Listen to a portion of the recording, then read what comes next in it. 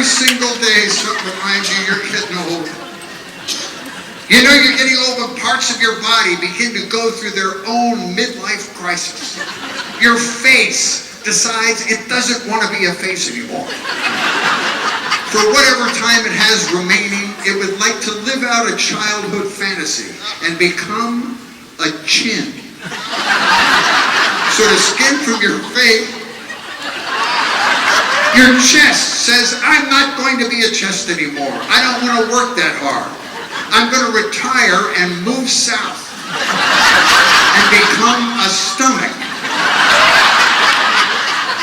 Your once tight athletic thighs give up, loosen their grip, ooze down your leg like tapioca as far as they can go toward the floor, re-solidify as swollen ankles.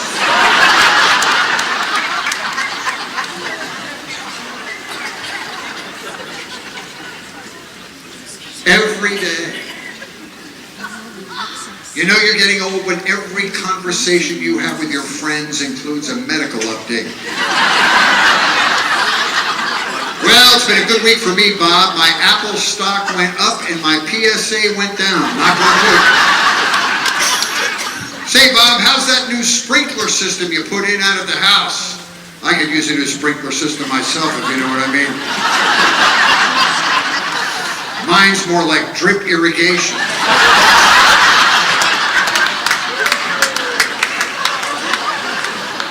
We're going to talk about this. We need to talk about this. That's a sign you're getting old when you have to visit doctors you've never had to visit before. Men have to visit the urologist. Visiting the urologist is a rite of passage of men of a certain age. Our bat mitzvah.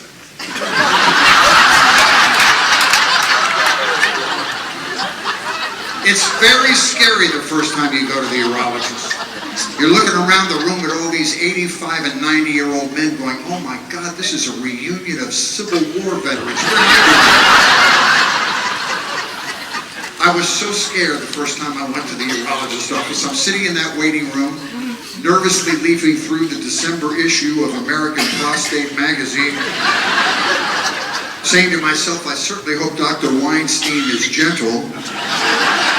I've never met the man, but in just a few short minutes, he's going to be spelunking in the Fritz cave.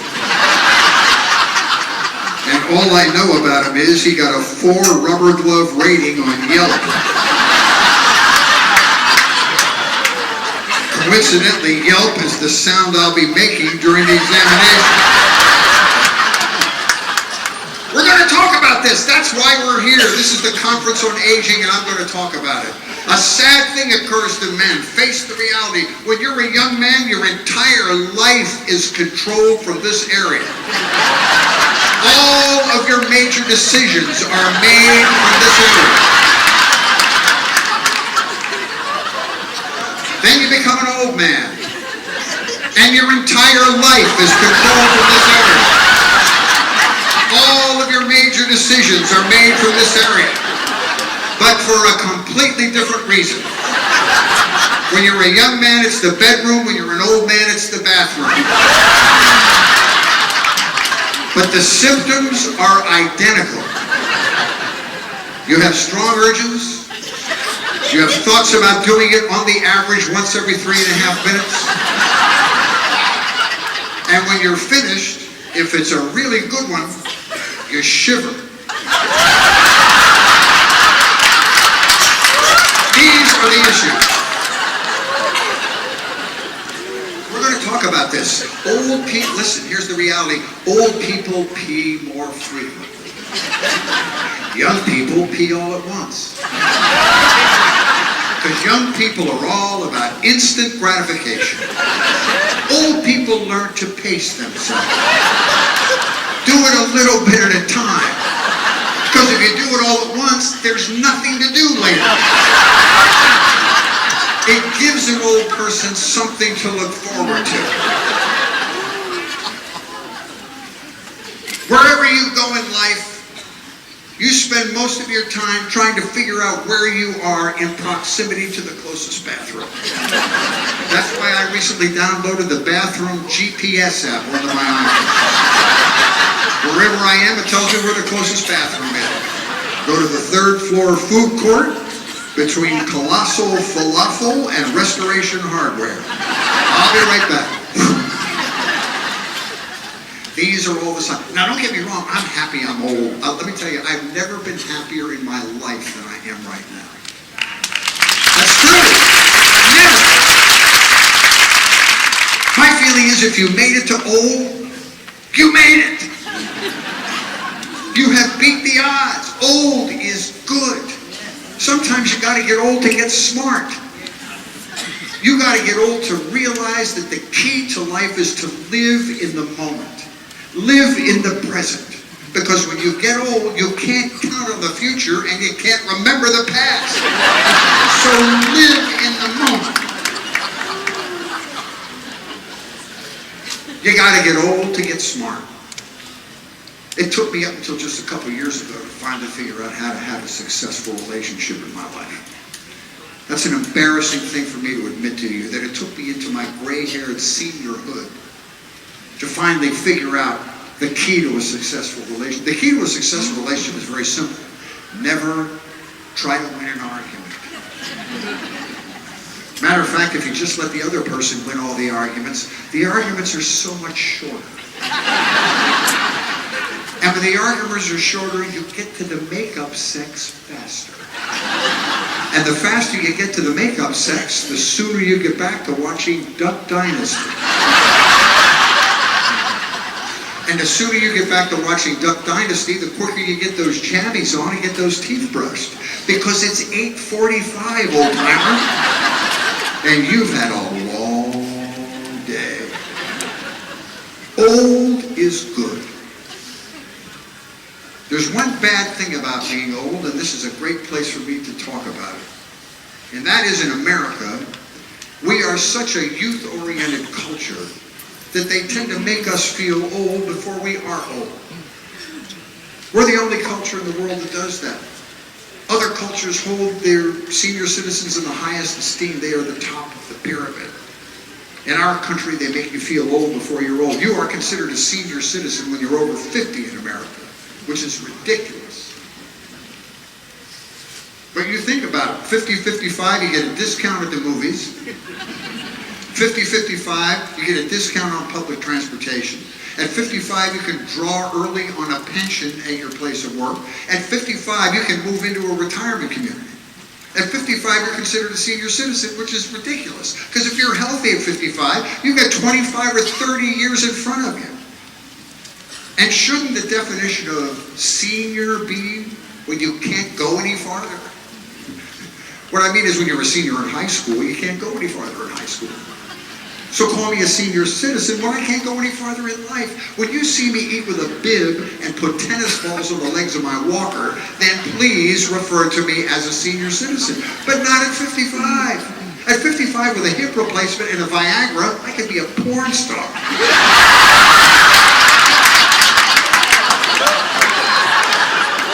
Get out of my way, somebody's going to get hurt.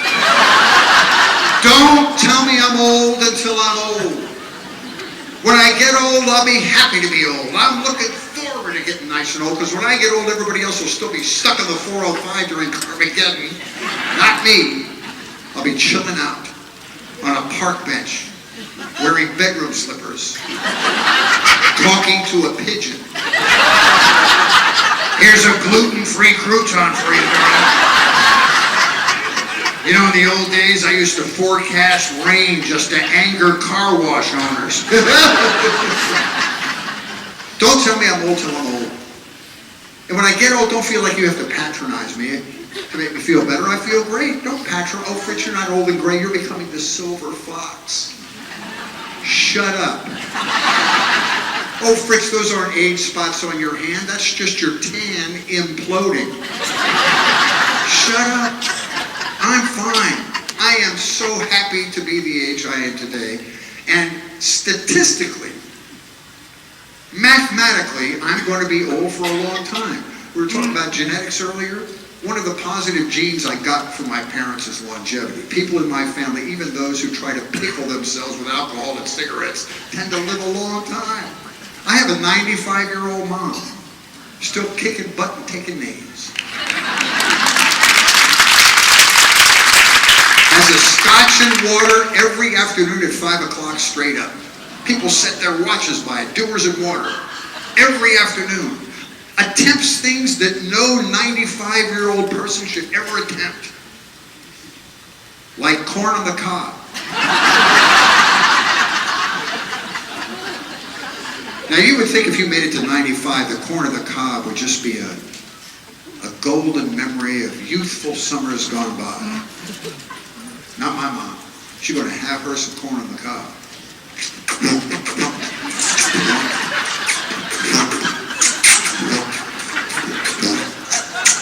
Not really eating the corn on the cob.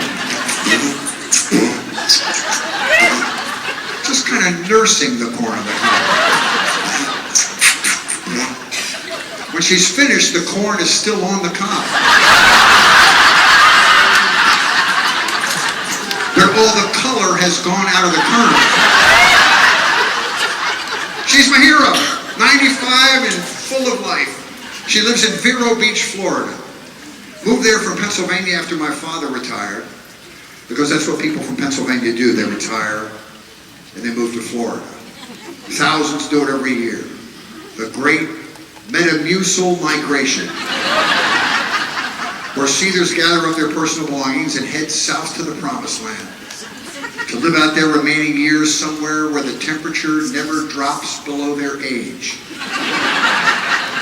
Florida, the Sunshine State, where in summer it's so ungodly humid that people walk out into traffic just to feel a breeze from the passing car. My father's gone now, so my mom moved into this fancy retirement community they have all over Florida called the Royal Palm Estates for active seniors. Now, active senior doesn't believe she plays tennis 3 times a week.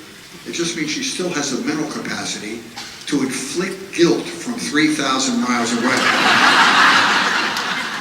Loves the Royal Palm Estates. Activities all day long for the residents down there. Honest to God, this is true. They even have senior pole dancing. Senior pole dancing, they don't use a pole. They do a sexy dance holding onto a bathtub safety handle.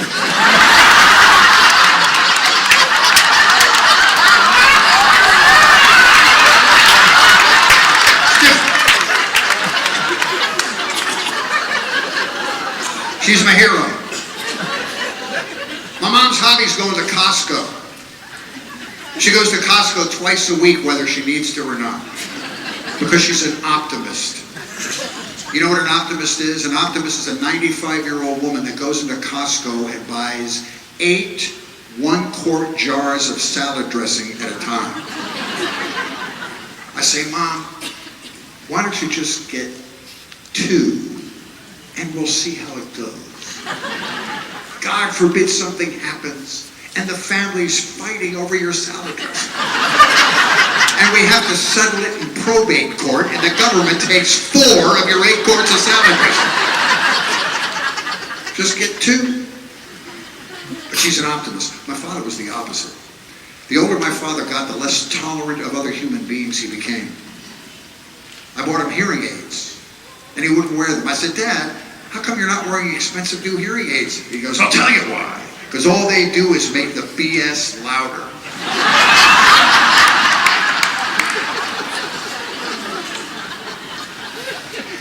And this is the second part of my point. You know what made him cranky? Retiring too early. They made him feel less productive at a young age, and he just lost his sense of self. That's what happens. I'm never going to retire. Willingly.